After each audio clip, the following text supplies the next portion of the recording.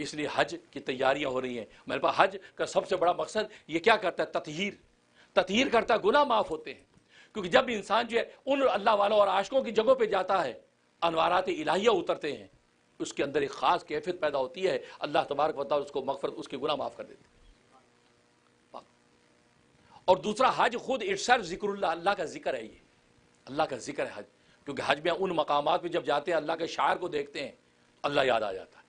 مینا کا میدان دیکھا، یاد آ گیا یار عاشقان خدا یہاں، رسول اللہ یہاں آئے ہوں گے، رسول اللہ یہاں خطبہ دیا ہوگا، رسول اللہ یہاں بیٹھے ہوں گے. یہ ادائیں سب یاد آتی ہیں تو پھر کیا ہے، خود بخود خدا یاد آ جاتا ہے.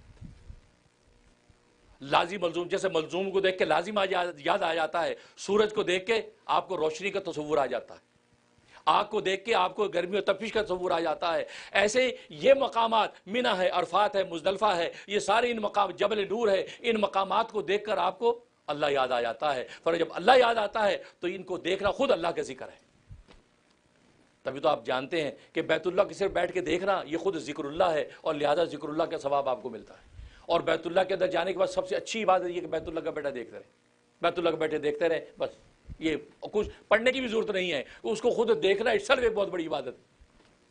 کیونکہ اس کو دیکھ کر اللہ یاد آتا ہے. جب اللہ یاد آتا ہے تو اللہ کا ذکر انسان کے قلب و جان سے آٹومیٹکلی خود بخود جاری ہو جاتا ہے. تو اس لیے حج کا دوسرا بڑا مقصد یہ ہے کہ حج خود اپنی ذات کے اندر اللہ کا ذکر ہے. کیونکہ حج کے سارے مقامات کو دیکھ کر اللہ یاد آتا ہے. کہاں ابراہیم خلیل اللہ صلی اللہ علیہ وسلم نے اپنے بیٹے کو ذبح کرنے کے لیے لٹایا ہوگا، یا مزدلفہ کے اندر آئے ہوں گے، یا مینا کے اندر آئے ہوں گے، یا عرفات کے اندر ٹھہرے ہوں گے. تو یہ ساری چیزیں یاد آتی ہیں تو انسان کو اللہ یاد آتا ہے.